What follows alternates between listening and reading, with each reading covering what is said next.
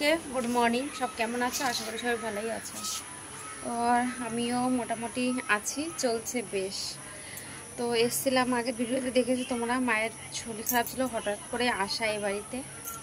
तो सकाल सकाल उठे देखी मार खिचुड़ी रान्ना हये गेছে ছেলের জন্য खिचुड़ी रान्ना करे एकदम रेडी रेखेছে কারণ শ্বশুর বাড়িতে তো নেই যে একা একা রান্না করে খাওয়াতে হবে, শ্বশুর বাড়ি থাকলে খাওয়াতে হতো। তো এই বাড়িতে ছোটো থেকেই যখন থেকে ও খাওয়া খায় তখন থেকেই মানে উঠেই মা একদম রান্না করে রেডি করে রাখে আর ডাকতে থাকে ওঠ ওঠ বেলা হয়ে গেল ছেলেকে খাওয়াবি না এরকম বলতে থাকে।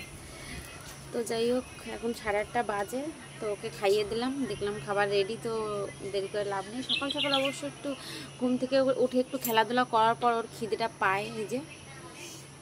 তারপরে খেতে চাইছিল না, তো জোর জবরদস্তি করে একটুখানি খাইয়ে দিলাম। তো দেখা যাক কি হয়। তো চলো ভিডিওটা দেখতে থাকো, সঙ্গে থাকো। গাছগুলো নিজের হাতে করে লাগিয়েছিলাম, দেখতে পাচ্ছ কত বড় হয়ে গেছে।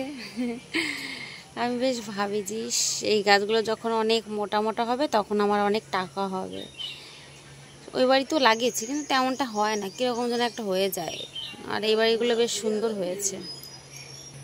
আর এই দিক দিয়ে দেখতে পাচ্ছ কত সেই কি গাছ বলে, লাউ গাছ, মায়ের মা লাগিয়েছে, এগুলো প্রচুর হয়েছে। লাউ, কুমড়োর শাক, বেগুন গাছগুলো ছিল, তো বেগুন গাছগুলো কাটা হয়ে গেছে, এখন আর বেগুন গাছগুলো নেই।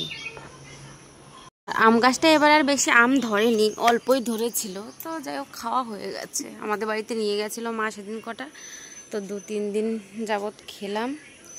আর লঙ্কা গাছে দেখেছো লঙ্কা হয়েছে, এখান থেকেও মা লঙ্কা খায়, কালো লঙ্কা ভীষণ ভালো লাগে এগুলো গরম ভাতে খেতে, না পুরো একদম ঘিয়ের সেন্ট আসে। এই যে দেখতে পাচ্ছ কালো লঙ্কাগুলো। আর আমার পেয়ারা গাছটায় দেখতে পাচ্ছ পেয়ারা হয়েছে কিন্তু এখনও পাকেনি, একটা পেকেছিল সকালে তুলেছি, তো মাকে দিয়েছি পাকা বলে আমি আর খাইনি। আর কচু গাছগুলো দেখতে পাচ্ছ, এগুলো কিন্তু কচু খাওয়া যায়, মা ভীষণ ভালো খায়, আমিও ভীষণ ভালো খাই।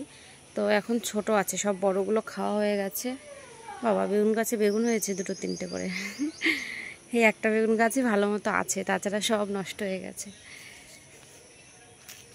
এই আমাবতীতে পুজো দেওয়া হচ্ছে না, তার জন্য দেখতে পাচ্ছ ফুল গাছগুলোই কিন্তু ফুল পড়েই আছে। আর এই গাছটা আমি আমার একটা ঠাকুমার কাছ থেকে এনে লাগিয়েছিলাম, ডাল পুঁতে দিয়েছিলাম শুধু এমনি করে, কাঁচা মাটি ছিল তখন। দেখতে পাচ্ছ বড় মানে বড় সাদা ফুল, ভীষণ বড় বড় হয়। ওই বাড়িতে নিয়ে গেছে অবশ্য, কিন্তু গাছগুলো না বাড়ছে না, কেন বুঝতে পারছি না, মানে থাকছে না, ভালো হচ্ছে না।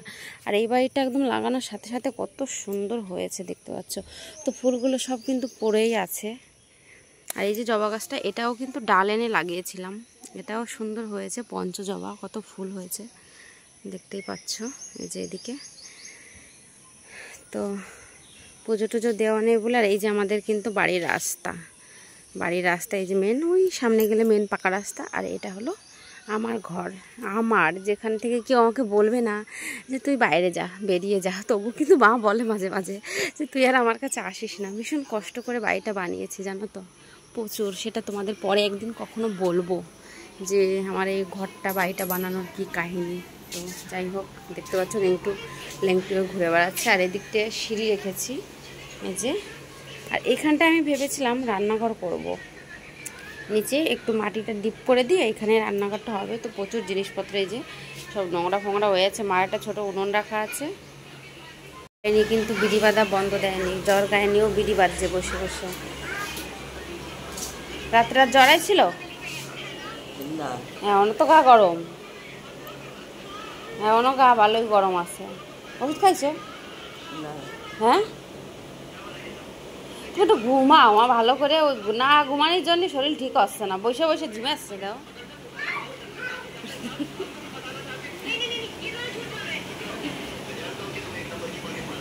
বরাবরই কিন্তু মা খেতে প্রচুর ভালোবাসে, তো আজকে খাবারটা দিয়েছি, দেখো কেমন খাবারটা নিয়ে বসেই আছে, মানে একটু খাবে যে সেটা ওনার ইয়ে নেই, পুরো বেহুশ জ্বরে, এতটা জ্বর এসেছে। আর এমনিতেই ওনার ঘুম কম থাকে রাত্রেবেলা একদমই ঘুমায় না।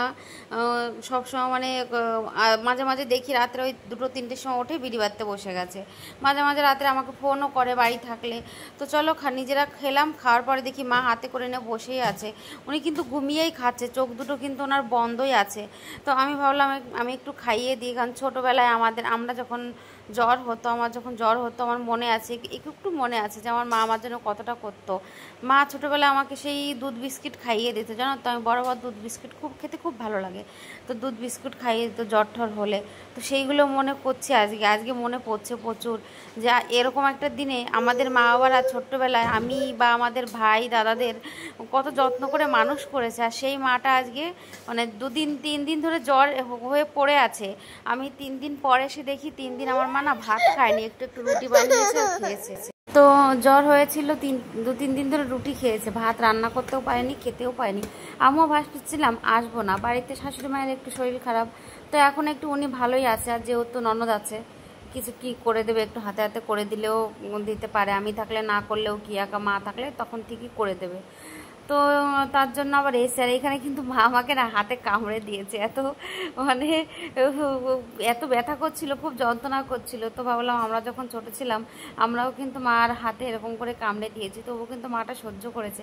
সেটা মনে করেই সহ্য করে নিলাম। আর ভীষণ জোরে কামড়িয়েছে, মানে আমার ছেলেও এতদিন ধরে এতটা জোরে কামড়ে দিতে পারে না। একটা বড় মানুষের কামড়ালে কতটা ব্যথা লাগতে পারে, তো ভীষণ যন্ত্রণা করছিল। তো চলো, মার খাওয়া দাওয়া কিন্তু কমপ্লিট। এরপরে ওষুধ দেবো। আর ওষুধ সকালবেলা বর আবার চেঞ্জ করে অন্য একটা ওষুধ এনেছে, কারণ একটা অ্যান্টিবায়োটিক এনেছিল, ওইটা কাজ হচ্ছিল না জানি না। তো তারপরে আবার ওষুধগুলো চেঞ্জ করে এনে দিয়েছে। তো ভাবলাম একবারে ওষুধগুলোও খাইয়ে দিয়ে একটু ঘুমাতে বলেছে একদম 2-3 ঘন্টার আগে উঠবে না, কিন্তু কথা শুনবে না। আমি জানি যেই একটু জ্বর চলে যাবে অমনি উঠে বিড়িগুলো নিয়ে বসে পড়বে। মানে বিড়ি বাঁধে তো, ওনার মানে হ্যাবিট হয়ে গেছে বিড়ি বাঁধতে, না বাঁধলে ওনার ভালো লাগে না। তো চলো এইগুলো মাকে করে দেওয়ার পরে দেখতে পাচ্ছ শোকেসটা আজকে একটু গুছিয়ে রাখলাম। আমার কত শাড়ি, শ্বশুরবাড়িতে শাড়ি পরার কিছু পাই না, আর এখানে দেখতে পাচ্ছ কত শাড়ি।